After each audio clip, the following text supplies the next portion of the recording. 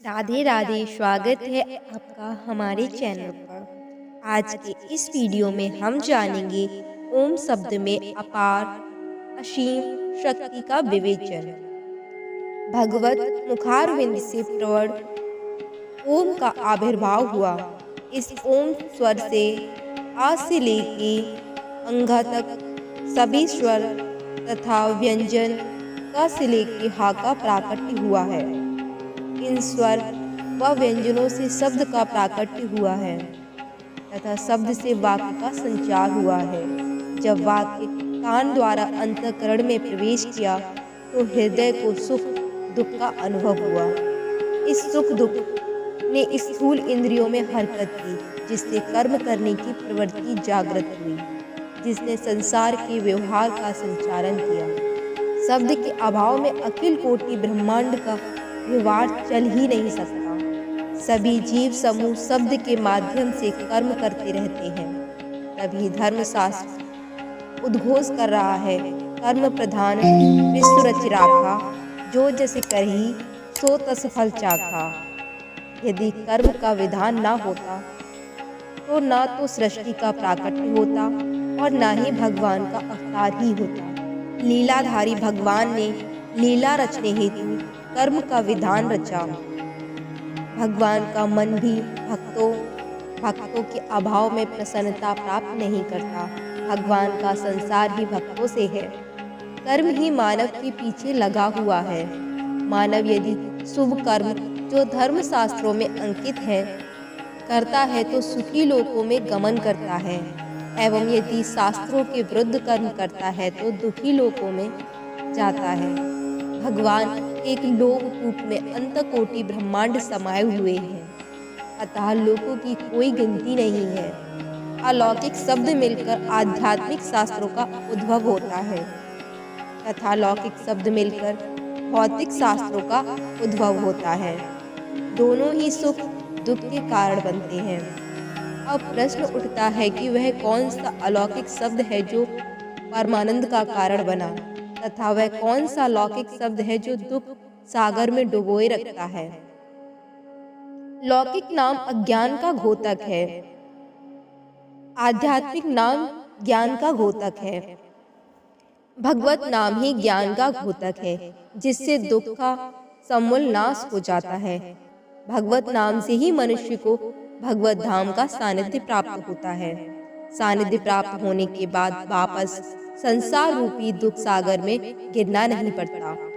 अब भौतिक नाम का प्रभाव भी देखिए।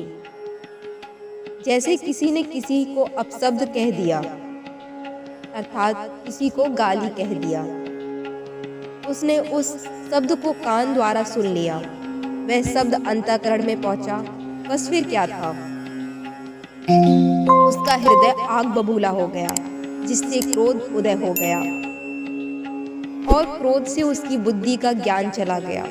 ज्ञान का लोप होने से उसने कोई विचार नहीं किया, तुरंत उस पर धावा बोल दिया तथा छुरे से उसका गला ही काट दिया। एक शब्द ने एक जिंदगी ही समाप्त कर दी। यदि वह मन ही मन में गाली देता तो कान से सुनता नहीं और हृदय में वह शब्द जाता नहीं, फिर यह घटना नहीं होती। अतः निष्कर्ष यह निकला कि सुनना ही प्रभाव करता है। इसी प्रकार हरि नाम जब कान द्वारा नहीं सुना जाएगा तो नाम का प्रभाव हृदय में नहीं होगा। अतः नाम को सुनना ही लाभप्रद होगा।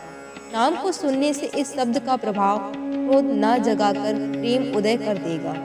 शास्त्रों के अवलोकन से भी जाना जाता है कि शब्द भेदी बाणों से समुद्र शोक दिया जाता था।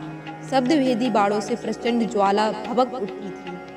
शब्द भेदी ज्ञान से जो दीपक राग कहलाती थी, दीपक जल जाते थे। मेघ राग से बरसात हो जाती थी। तानसेन व वेजु बावरा इन रागों के पंडित थे। बिगुल द्वारा शब्द घोष होने पर घमासान युद्ध छिड़ जाता था। आज के युग में मोबाइल द्वारा शब्द पूरी दुनिया को हिला रहा है। अतः शब्द में बड़ी शक्ति है। अतः हरिनाम शब्द को साधकगण को अपनाना होगा तथा कानों द्वारा सुनना होगा। जब भौतिक नाम दुनिया को हिला सकता है तो क्या हरिनाम भौतिक नाम से कम प्रभावशाली है? इसमें केवल मात्र श्रद्धा भाव की कमी है। हरिनाम ही कलयुग का पारक मंत्र है। कान से सुने बिना कोई भी शब्द, चाहे भौतिक हो या आध्यात्मिक, प्रभाव करने में सक्षम नहीं होगा। भौतिक शब्द तो स्पष्ट उच्चारण करने पर ही प्रभाव करता है, लेकिन हरिनाम शब्द तो अवहेलना पूर्वक लेने पर भी प्रभाव करता है। भौतिक शब्द जो गाली दी गई थी, उस शब्द से तो सामने वाले को जिंदगी से हाथ धोना पड़ा, किंतु आध्यात्मिक शब्द हरिनाम लेने पर तो अहम का गला ही कट जाएगा। अहम अर्थात मैं या मेरा का गला कटा नहीं कि शरणागति स्वतः ही उदय हो जाएगी। जिस साधक ने हरिनाम को अपना बना लिया, उसे भगवत प्राप्ति का सरलतम, सहज व सुगम रास्ता मिल गया। इतना होने पर मानव का कितना दुर्भाग्य है कि उस भगवत नाम शब्द का उच्चारण करने में कितना आलस आ रहा है। यह बड़ी सोचनीय बात है। थोड़ा विचार करके तो देखो कि अब भविष्य में मानव जन्म नहीं मिलने का तथा अनंत काल तक दुख सागर में डूबना होगा।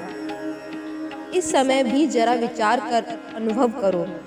क्या अब इस समय सुखी हो?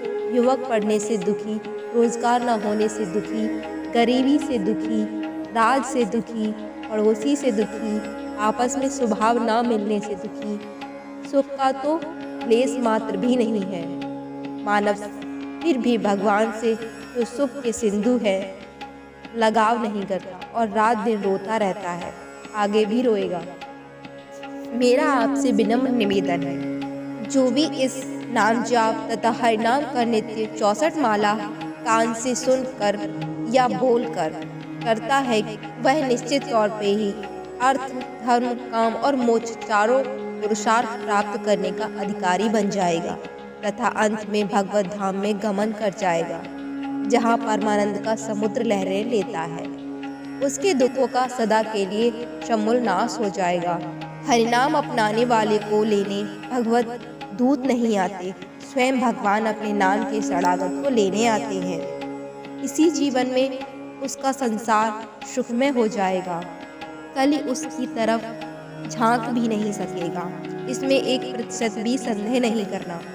यह मनुष्य तन ही वैकुंठ जाने का द्वार है। यह द्वार चूक गए तो फिर यह द्वार नहीं मिलेगा। काल का कोई भरोसा नहीं है, एक क्षण में इस द्वार को नष्ट कर देगा। नरक का भोग भोगना होगा, जो अकथनीय दुख पाने का स्थान है। अब भी समझ जाओ, यदि मेरी हाथ जोड़कर प्रार्थना है कि मेरा भी भला, आपका भी भला, यदि श्री गुरुदेव आदेश से 1 लाख हरिनाम लिया जावे तो मेरी खुशी का अंत नहीं होगा।